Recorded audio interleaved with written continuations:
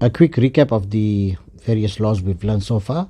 The first was when the bases are the same, they're being multiplied, we add the powers. The second is when the bases are the same and they're being divided, we subtract the powers.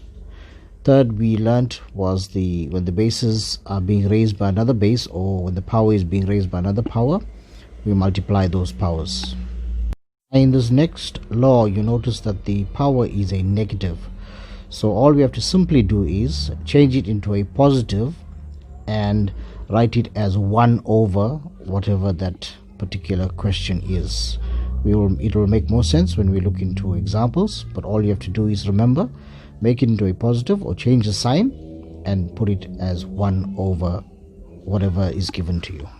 In this example, we have a negative power, so the rule applies. So all we have to do is simply just change it into a positive, so it will be 2 to the plus 5, and then we rewrite it down as 1 over 2 to the power 5.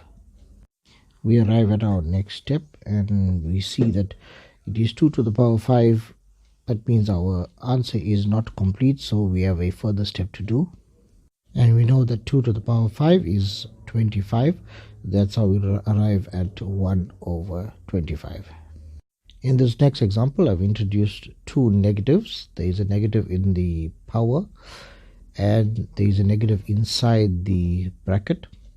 So we know we have to just follow the rules. We'll rewrite this entire statement and make the power into a positive and write it down as 1 over minus 2 to the power 4. Now we need to deal with what's inside the bracket. So it's minus 2 to the power 4, which basically means minus 2 times minus 2 times minus 2 times minus 2. And we finally arrive at our answer, which is 1 over 16. Now looking at the next law that applies for exponents, we've discussed this in an earlier video. Anything that's raised to the power 0 will always be 1. No matter what it is, it will always be 1.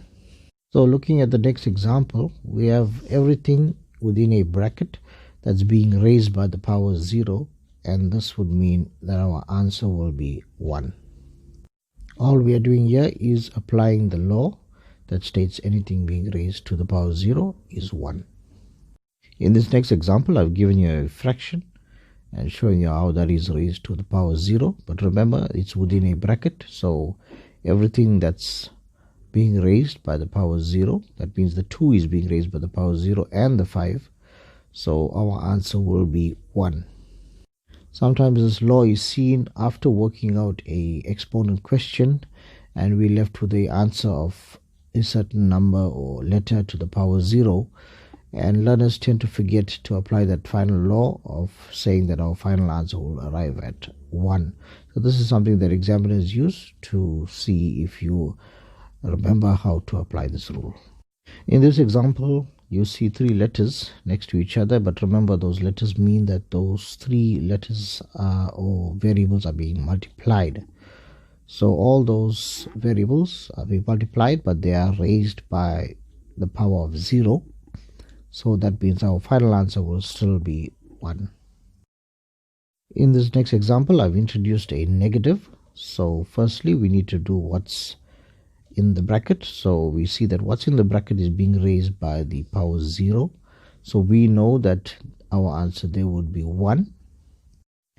So we arrive at the answer 1, but we keep that within a bracket because we have worked out the answer that pertains to the bracket. So we keep that 1 in a bracket, and now we know we have to multiply by the imaginary minus 1 that's in front of the bracket. Remember, I've explained this in a previous video. So it will basically be minus 1 times 1. And this brings us to the final answer of minus 1.